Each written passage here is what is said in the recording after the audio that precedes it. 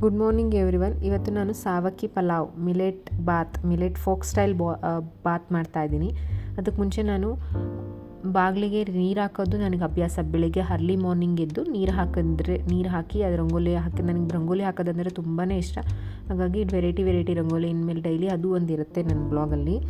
ಇವತ್ತು ಸಾವಕ್ಕಿ ಪಲಾವ್ ಮಾಡೋದು ಹೇಗೆ ಅಂತ ನೋಡೋಣ. ಮೊದಲಿಗೆ ಒಂದು ಬಾಣಲಿ ಕುಕ್ಕರ್ಗೆ ಸ್ವಲ್ಪ ಎಣ್ಣೆ ಹಾಕಿ, ಎಣ್ಣೆ ಕಾದ ನಂತರ ಸಾಸಿವೆ, ಜೀರಿಗೆ, ಚಕ್ಕೆ, ಮರಾಠಿ ಮೊಗ್ಗು, ಪಲಾವ್ ಎಲೆ ಇರಲಿಲ್ಲ ಹಾಗಾಗಿ ಹಾಕಿಲ್ಲ, ಇದ್ರೆ ಹಾಕೋಬೋದಿತ್ತು. ಕರಿಬೇವು, ಹೆಚ್ಚಿರೋಂಥ ಈರುಳ್ಳಿ ಹಾಕ್ಕೊಂಡು 1-2 ನಿಮಿಷ ಬಾಡಿಸ್ಕೊತಿದ್ದೀನಿ.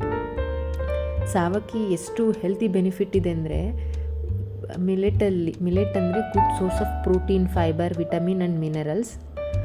ಅದೇ ರೈಸ್ ಕೂಡ ಕಾರ್ಬೋಹೈಡ್ರೇಟ್ ರಿಚ್ ಫುಡ್ಡು. ಇದು ಎಲ್ಲದಕ್ಕೂ ಒಳ್ಳೆಯದೇ, ಬಟ್ ಮಿಲೆಟ್ ಅಂತೂ ಅಟ್ಲೀಸ್ಟ್ ಒಂದೊಂದು ಸಲ ತಿಂದರೆ ತುಂಬ ಫೈಬರ್ ಎಲ್ಲ ಇರುತ್ತೆ ಅಂತೇಳಿ ಅಷ್ಟೇ. ಈಗ ಈರುಳ್ಳಿ ಮಾಗಿರೋದಕ್ಕೆ ಟೊಮೊಟೊ ಹಣ್ಣ ಹಾಕ್ತಾಯಿದ್ದೀನಿ. ಇದಕ್ಕೆ ನಾನು ಕೆಚ್ಚೊಟ್ಟು ಕ್ಯಾರೆಟ್ ಎಲ್ಲ ವಾಶ್ ಮಾಡಿ ಇಟ್ಕೊಂಡಿದ್ದೀನಿ. ಅದನ್ನೆಲ್ಲ ಒಂದೊಂದಾಗಿ ಹೆಚ್ಚಿಬಿಟ್ಟು ಸ್ವಲ್ಪ ಮಾಗಿದ ತಕ್ಷಣವೇ ಹಾಕ್ತಾಯಿದ್ದೀನಿ. ಇವಾಗ ಕ್ಯಾರೆಟ್ ವಾಶ್ ಮಾಡಿ ಸಣ್ಣಕ್ಕೆ ಹೆಚ್ಚಿರೋದನ್ನ ಹಾಕ್ತಾಯಿದ್ದೀನಿ. ಹಾಗೆ ಹೇಳ್ತಾ ಇದ್ದೆ, ಮಿಲೆಟ್ಸ್ ಸಿರಿಧಾನ್ಯ ಅಂತಲೂ ಕರೀತಾರೆ.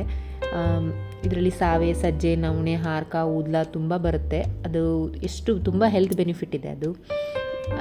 ಈಗ ಅದಕ್ಕೆ ನಾನು ಗೋಡಂಬಿ ಹಾಕ್ತಾಯಿದ್ದೀನಿ. ಗೋಡಂಬಿ ಫಸ್ಟೇ ರೋಸ್ಟ್ ಮಾಡ್ಕೋಬೇಕಿತ್ತು, ಮರ್ತಿದ್ದೆ, ಹಾಗಾಗಿ ಆಮೇಲೆ ಹಾಕ್ತಾಯಿದ್ದೀನಿ. ಆಲ್ರೆಡಿ ಆಲೂಗೆಡ್ಡೆ ಹೆಚ್ಚಾಕಿದ್ದೀನಿ. ನೆಕ್ಸ್ಟು ಚೊಟ್ನು ಹೆಚ್ಚಾಕ್ಕೊತಾ ಇದ್ದೀನಿ. ಇದು 1-2 ನಿಮಿಷ ಬೈತಾ ಇರಲಿ. ಅಷ್ಟರಲ್ಲಿ ನಾನು ಸೋಯಾ ಚಿಕ್ಕನ್ನ ವಾಶ್ ಮಾಡಿ ಸಪ್ರೇಟಾಗಿ ಬೇಯಿಸ್ಕೊತೀನಿ. ಸಪ್ರೇಟಾಗಿ ಬೇಯಿಸ್ಕೊಂಡ್ರೆ ಏನಾಗುತ್ತೆ ಅಂದರೆ ಬೇಗ ಬೆಂದಿತ್ತೆ. ಆಮೇಲೆ ಅದು ಸ್ವಲ್ಪ ಸ್ಮೆಲ್ ಬರುತ್ತೆ ಸೋಯಾ ಚಿಕ್ಕನ್. ಅದು ಬೆಂದು ಅದು ಸ್ವಲ್ಪ ನೀರು ಬಿಟ್ಕೊಳುತ್ತಲ್ಲ, ಅದನ್ನು ಹಿಂಡಿ ಹಾಕಿದ್ರೆ ಅಂತೂ ಸ್ಮೆಲ್ ಒಂಚೂರು ಇರಲ್ಲ, ತುಂಬ ಚೆನ್ನಾಗಿ ಅನಿಸುತ್ತೆ. ನನ್ನ ಮಗಳಿಗೆ ಆ ಸ್ಮೆಲ್ ಆಗಲ್ಲ. ಅದೇ ಹಿಂಡಿ ಹಾಕಿ ಮಾಡಿದ್ರಂತೂ ತುಂಬ ಇಷ್ಟಪಡ್ತಾಳೆ. ಅದಕ್ಕೆ ಮುಂಚೆ ಖಾರಕ್ಕೆ ಅಂತೇಳಿ ಖಾರ ಅಂದರೆ ನಾನು ಶುಂಠಿ ಬೆಳ್ಳುಳ್ಳಿ ಪೇಸ್ಟ್ ಹಾಕ್ತೀನಲ್ಲ, ಅದಷ್ಟೇ ರುಬ್ಕೊಳ್ತಾ ಇಲ್ಲ. ಅದ್ರ ಜೊತೆಗೆ ಕಾಯಿ ಮತ್ತು ಈರುಳ್ಳಿ ಹಾಕಿ ಮತ್ತು 2-4 ಮೆಣಸಿನ್ಕಾಯಿ ಹಾಕಿ ರುಬ್ಬಿದ್ರೆ ಮಸಾಲನೂ ಆಗುತ್ತೆ, ಎಲ್ಲ ಆಗುತ್ತೆ. ಮತ್ತೆ ಎಕ್ಸ್ಟ್ರಾ ನಾನು ಏನೂ ಮಸಾಲ ಹಾಕ್ತಾ ಇಲ್ಲ. ಸ್ವಲ್ಪ ಲೈಟ್ ಮಸಾಲೆಯಿಂದ ಮಾಡ್ತಾ ಇರೋ ಸಾವಕ್ಕಿ ಪಲಾವು. ಈಗ ರುಬ್ಬಿರೋಂಥ ಮಿಶ್ರಣ ಅಂತ ಕಾಯಿ ಎಲ್ಲ ಹಾಕ್ಬಿಟ್ಟು ನಾನು ಅದನ್ನು 1-2 ನಿಮಿಷ ಹಸಿ ವಾಸನೆ ಹೋಗೋ ತನಕ ಬಾಡಿಸ್ಕೊತೀನಿ. ಇದನ್ನ ಒಂದು ಸಲ ಗೂರಾಡಿ, ಇವಾಗ ನಾನು ಬೆಂದಿರೋಂಥ ಸೋಯಾ ಚಿಕ್ಕಲ್ಸ್ದು ನೀರನ್ನೆಲ್ಲ ತೆಗಿತಾ ಇದ್ದೀನಿ. ಹಿಂಡಿ ಹಾಕ್ತಾಯಿದ್ದೀನಿ. ಇದು ತುಂಬ ಬಿಸಿ ಇದೆ, ಹಾಗಾಗಿ ಒಂದೊಂದೇ ಹಾಕ್ತಾಯಿದ್ದೀನಿ. ಇಲ್ಲಾಂದರೆ ತಣ್ಣಗಿತ್ತಂದರೆ ಒಂದೇ ಸಲ ಒಂದು ಹಿಂಡಿದ್ರೆ ಎಲ್ಲ ಆಗೋಗುತ್ತೆ. ನಾನು ನೋಡಿ ಎಷ್ಟು ನೀರು ಬಿಟ್ಕೊಂಡಿದ್ದೆ. ಇದು ನೀರು ಬಸ್ತು ಹಿಂಡಿದ್ರೆ ಇಷ್ಟು ಬರ್ತಿದೆ. ಇದೆಲ್ಲ ಸ್ವಲ್ಪ ಸ್ಮೆಲ್ ಬರುತ್ತೆ, ಬಟ್ ಅದು ಹಿಂಡಿ ಹಾಕೋದ್ರಂತೂ ಸ್ಮೆಲ್ ಇರಲ್ಲ.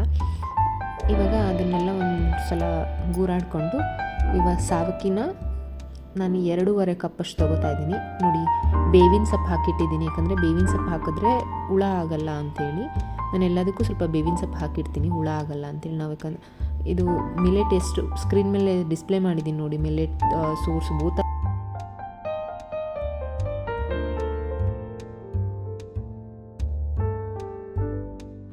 ಈ ಬೇವಿನ ಸೊಪ್ಪನ್ನ ರಿಟರ್ನ್ ಹಾಗೆ ಹಾಕಿ ಮುಚ್ಚಿಡ್ತಾ ಇದ್ದೀನಿ, ಅಂದರೆ ಹುಳ ಆಗಲ್ಲ ಅಂಥೇಳಿ. ನಾನು ಇದನ್ನು ಎಲ್ಲ ಕಾಳುಗಳಿಗೆ ಮತ್ತು ಅಕ್ಕಿಗಳಿಗೆ ಹಾಕ್ತೀನಿ.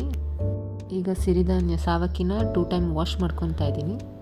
ಮಾಮೂಲಿ ರೈಸಿಗೆ ನೀವು 1:2 ಹಾಕ್ತಿರಲ್ಲ, ಅದೇ ಥರ ಇದಕ್ಕೂ 1:2 ಅಷ್ಟು ನೀರು ಹಾಕಿ. ಅಂದರೆ 1 ಲೋಟ ಅಕ್ಕಿ ಹಾಕ್ಕೊಂಡ್ರೆ 2 ಲೋಟ ನೀರು ಹಾಕ್ತಿರಲ್ಲ, ಅದೇ ಥರ 1 ಲೋಟ ಸಾವಕ್ಕಿಗೆ 2 ಲೋಟ ನೀರಷ್ಟನ್ನು ಹಾಕಿ, ಮಾಮೂಲಿ ರೈಸ್ ಹೇಗೆ ಕೂಗಿಸ್ತೀವಿ 2 ವಿಷಲ್ಸ್ 3 ವಿಷಲ್ಸ್, ಅದೇ ಥರ 2 ವಿಷಲ್ಸ್ 3 ವಿಷಲ್ಸ್. 3 ವಿಷಲ್ಸ್ ಅಂದರೆ ತುಂಬ ಚೆನ್ನಾಗಿ ಮೆತ್ತಗೆ ಬೇಯುತ್ತೆ.